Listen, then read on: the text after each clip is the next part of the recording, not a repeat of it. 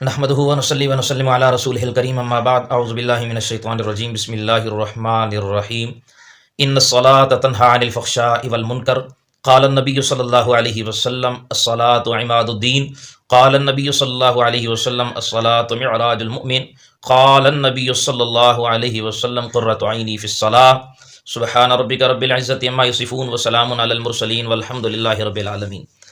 تو جی دوستو، میں ہوں آپ کا میزبان شفقت حسین الوی اور آپ دیکھ رہے ہیں ہمارا یوٹیوب چینل ضرب حق ٹی وی آفیشیل کو۔ تو دوستو، آج جس ٹاپک پہ میں آپ کے سامنے گفتگو کرنے کے لیے حاضر ہوں وہ ہے نماز کی اہمیت۔ دوستو، نماز کی اہمیت حضور نبی اکرم صلی اللہ علیہ وسلم نے متعدد بار ارشاد فرمایا کہ نماز کی کیا اہمیت ہے، اور اللہ رب العزت نے قرآن مجید فرقان حمید کے اندر بھی بارہا مختلف جگہوں پہ نماز کی اہمیت اور نماز کی فضیلت کے متعلق اللہ رب العزت نے ارشاد فرمایا۔ قرآن مجید فرقان حمید کی جو آیت کریمہ میں نے آپ احباب کے سامنے تلاوت کی ہے، کچھ حصہ آیت کریمہ کا، اس کے اندر پروردگار عالم نے ارشاد فرمایا ان الصلاۃ، بے شک نماز، تنہا روکتی ہے، منع کرتی ہے، عن الفحشاء والمنکر، بے حیائی اور برے کاموں سے۔ ایک دن صحابہ کرام نے عرض کیا یا رسول اللہ، قرآن کہتا ہے ان الصلاۃ تنہا عن الفحشاء والمنکر، کہ نماز بے حیائی سے روکتی ہے، برے کاموں سے روکتی ہے، لیکن ہم ایک ایسے بندے کو جانتے ہیں کہ جو نماز بھی پڑھتا ہے اور بے حیائی اور برائی کے کام بھی کرتا ہے۔ تو نبی اکرم صلی اللہ علیہ وسلم نے فرمایا صحابہ، اللہ رب العزت کا یہ فرمان حق ہے کہ نماز بے حیائی اور برے کاموں سے روکتی ہے۔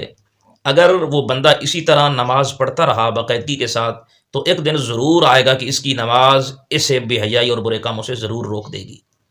اور نبی اکرم صلی اللہ علیہ وسلم نے ارشاد فرمایا لوگو الصلاۃ عماد الدین، نماز دین کا ستون ہے۔ جس نے نماز قائم کی اس نے پورے کے پورے دین کو قائم کر دیا، کھڑا کر دیا، اور جس نے نماز کو چھوڑ دیا تو فرمایا اس نے دین کے ستون کو گرا دیا، سارے دین کی عمارت کو اس نے گرا دیا ہے۔ نبی اکرم صلی اللہ علیہ وسلم نے دوسرے فرمان فرمایا الصلاۃ معراج المؤمن، اور یہ نبی اکرم صلی اللہ علیہ وسلم نے امت محمدیہ کا محبت اور درد لے کر آپ جس وقت معراج پہ گئے، آپ کو اللہ رب العزت نے معراج سے مشرف فرمایا، تو نبی اکرم صلی اللہ علیہ وسلم جس وقت لوٹنے لگے تو آپ نے فرمایا یا اللہ، میری معراج تو ہو گئی ہے لیکن میں چاہتا ہوں میری امت کی معراج بھی ہو، اس لیے کہ میری امت مجھے بڑی پیاری ہے۔ تو اللہ رب العزت نے فرمایا جا میرے محبوب، پہلے 50، پھر 45، پھر 30، پھر 35، یہ اس طرح نمازیں کام ہوتی ہیں اور 5 پہ آ کے حضرت موسیٰ کلیم اللہ آپ کو واپس کرتے رہے، اور جب 5 ہوئی تو فرمایا یہ میری امت 2 نہیں پڑھ سکی، آپ کی 5 کہاں سے پڑھے گی، لہٰذا آپ پھر جائیں۔ تو نبی اکرم صلی اللہ علیہ وسلم نے فرمایا نہ، یہ تو نماز تو ایسی ہے کہ میری امت اپنے رب سے ملاقات کرے گی نماز کے ذکر میں، مجھے شرم آتی ہے رب کے سامنے بار بار جانے میں۔ جی آج کچھ لوگ کہتے ہیں نا کہ واہ کمبلی والے ایک چکر اور لاویں آتے، A5 بھی ختم ہوئی ہیں، لیکن دوستو اللہ رب العزت نے ہمیں یہ ایک عظیم اپنے ساتھ ملاقات کرنے کے لیے اللہ رب العزت نے، آپ دیکھیں سابقہ امتیں 2 نمازیں، اذان کوئی نہیں اور جناب مسجد نہیں ہے، تو اللہ رب العزت نے ہمیں کیا دی، اذان جیسی اللہ رب العزت نے عبادت بھی ہمیں دی ہے۔ اور نبی اکرم صلی اللہ علیہ وسلم نے مؤذن کے بارے میں ارشاد فرمایا کہ جو اذان دیتا ہے مؤذن ہے، تو فرمایا قیامت کے دن سب سے اونچا قد کاٹ اس کا ہوگا، اس کی گردن سب سے اونچی ہوگی، سب سے وہ جناب اوپر نظر آئے گا دیکھنے والوں کو۔ اور نبی اکرم صلی اللہ علیہ وسلم خود حضرت بلال کو بڑے پیار کے ساتھ فرمایا کرتے تھے ارحنا یا بلال، اے بلال ہمارے دل کو راحت پہنچائیے، یعنی اذان پڑھیں۔ اور سیدنا فاروق اعظم رضی اللہ تعالیٰ عنہ آپ فرمایا کرتے تھے اگر میں امیر المومنین نہ بنتا، اگر اللہ رب العزت مجھے اس مقام پہ فائز نہ فرماتے تو عمر پسند کرتے کہ وہ کسی مسجد کی مؤذن ہو، پر میں مسجد نبی کا مؤذن بننے میں پھر میں اپنا انتخاب کرتا اور میں مسجد نبی کا مؤذن بن جاتا، یعنی مؤذن بننا اتنی اہمیت کا حامل ہے۔ تو اللہ رب العزت نے ہمیں 5 وقت کی نماز عطا فرمائی ہے، اور یہ 5 وقت کی نماز یوں سمجھ لیں کہ اپنے رب سے 5 وقت ملاقات کرنی ہے، اللہ رب العزت سے باتیں کرنی ہے، اللہ رب العزت سے ہم کلام ہونا ہے، اور اللہ رب العزت کے سامنے یہ ہماری معراج ہے۔ تو میرے دوستو، اللہ رب العزت نے ہمیں نماز جیسی عظیم عبادت عطا فرمائی ہے، تو ہمیں بھی دل و جان کے ساتھ اس عبادت کو، اور آپ کو پتہ ہے کہ مرنے کے بعد پہلے تو 3 سوال جو قبر کے اندر ہوتے ہیں نا، وہ تو عقائد کے سوال ہیں۔ عقیدہ درست ہوگا تو پھر آگے پوچھو گی، اگر آپ کا عقیدہ درست ہے، عقیدہ صحیح ثابت ہوتا ہے، تو اس کے بعد پھر مرحلہ آ جاتا ہے عبادات کا۔ عبادات میں سب سے افضل ترین عبادت جو حضرت عبداللہ بن مسعود رضی اللہ عنہ، آپ نے پوچھا تھا یا رسول اللہ افضل عبادت کون سی ہے، رسول اللہ صلی اللہ علیہ وسلم نے فرمایا نماز۔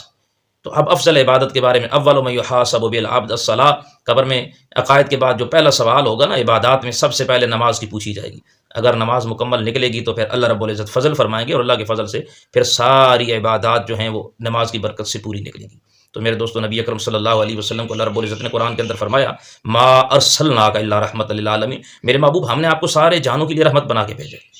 اس میں کوئی شک نہیں۔ اور نبی اکرم صلی اللہ علیہ وسلم بھی ایک موقع ایسا آیا کہ نبی اکرم صلی اللہ علیہ وسلم جو عبداللہ بن ابی کا جنازہ پڑھانے کے لیے تیار، جو عبداللہ بن ابی کو اپنا کفن دینے کے لیے تیار، اپنی قمیض اپنے کرتا مبارک کا، ابھی تک چونکہ حکم ہی نہیں آیا تھا منافقین، سیدنا فاروق اعظم نے منع فرمایا تو رسول اللہ صلی اللہ علیہ وسلم نے فرمایا ابھی تک اللہ رب العزت نے منع نہیں فرمایا، لہٰذا عمر میں چاہتا ہوں کہ میں جاؤں، تاکہ ہو سکتا ہے میری وجہ سے اگر یہ جنت میں چلا جاتا ہے تو یہ کوئی گھاٹے کا سودا نہیں ہے۔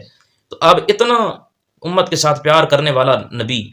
کہ جسے اللہ رب العزت نے ساری کائنات کے لیے رحمت بنا کے بھیجا، ایک موقع آیا کہ آپ بھی غصے میں، بڑے غصے میں اور سخت الفاظ میں، صحابہ کہتے ہیں رسول اللہ صلی اللہ علیہ وسلم کا چہرہ مبارک سرخ ہو گیا، اور آپ نے فرمایا صحابہ میرا دل کرتا ہے اگر ان بستی والوں کے اندر عورتیں اور چھوٹے بچے نہ ہوں تو میں محمد صلی اللہ علیہ وسلم کا دل کرتا ہے کہ میں ان کے گھروں کو آگ لگا کے راکھ کر دوں، یہ گھروں میں نماز پڑھ لیتے اور مسجد میں نماز پڑھنے کے لیے نہیں آتے۔ اس حد تک رسول اللہ صلی اللہ علیہ وسلم نے سختی فرمائی ہے۔ اور نماز کے لیے آپ گھر سے نکلتے ہیں وضو کر کے، جتنے قدم آپ چلتے ہیں اللہ رب العزت نیکیاں عطا فرماتے ہیں، اور عبادات کے اندر لکھا جاتا ہے آپ گھر سے باوضو ہو کے نکلے مسجد کی طرف تو ابھی سے جناب فرشتے آپ کی وہ نیکیاں اندراج کرنے کے لیے شروع ہو جاتے ہیں اور لکھتے رہتے ہیں حتیٰ کہ آپ مسجد میں رہتے ہیں، مسجد میں نماز پڑھ کے نکلتے ہیں۔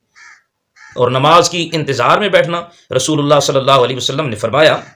کہ جو بندہ مسجد میں آیا اور نماز میں ابھی وقت تھا اور اس نے جناب خاموش ذکر کیا، ذکر نہیں کر سکا تو خاموشی، اب خاموشی بھی عبادت کی ایک قسم ہے، اب وہ خاموش بیٹھا رہا، نماز کی انتظار کرتا رہا، بغیر دل کے اندر کوئی اس قسم کی تکلیف لائے اور بغیر دل کے اندر کوئی تنگی لائے، بڑی خوش دلی کے ساتھ وہ بیٹھا رہا۔ ایک تو ہوتا ہے نا مسجد میں گئے اور جناب پھڑپھڑانا شروع کر دیا جی، اور مسجد میں آپ کو پتہ ہے بندہ مسجد میں ہوتا ہے تو اللہ رب العزت کے ملائکہ محافظ ہو جاتے ہیں اور میزبانی کر رہے ہوتے ہیں۔ اللہ کے نبی نے فرمایا سب سے اللہ کے نزدیک سب سے بہترین جگہ جو ہے وہ مسجد ہے، اور سب سے بری جگہ جو ہے حب البلاد الی اللہ مساجد ہوا، پر میں اللہ کے نزدیک سب سے محبوب جگہ جو ہیں وہ کیا ہیں جی؟ مسجدیں ہیں، اور سب سے بری جگہ جو ہیں وہ کیا ہیں؟ بازار ہیں۔ بازار میں تو ہم سارا دن گزار آتے ہیں، کوئی ہمیں دل کے اندر تنگی نہیں ہوتی، نہ جناب ہمیں وقت کا احساس ہوتا ہے، نہ ہمیں پریشانی ہوتی ہے، لیکن مسجد میں اگر 2 منٹ نماز میں پہلے ہم چلے گئے جماعت سے تو ہم پریشان ہونا شروع ہو جاتے ہیں اور گھڑی پہ ہماری نظر ٹک جاتی ہے کہ کب وقت ہوگا۔ آپ جتنی دیر بیٹھتے ہیں تو رسول اللہ صلی اللہ علیہ وسلم نے فرمایا اس بندے کو مجاہد فی سبیل اللہ، جو اللہ کے راستے میں جہاد کر رہا ہے اور اسلامی سرحد پہ پہرا دے رہا ہے، تو فرمایا اس کے برابر اس جتنا ثواب اللہ رب العزت نماز کی انتظار کرنے والے کو عطا فرماتے ہیں۔ تو دعا کرو دوستو اللہ رب العزت ہمیں نماز کا عادی بنائے اور اللہ رب العزت ہمیں نماز کے ساتھ جوڑے رکھے۔ آج تک کے لیے اتنا ہی کافی، اجازت دیجیے اپنے میزبان شفقت حسین علوی کو، اللہ حافظ۔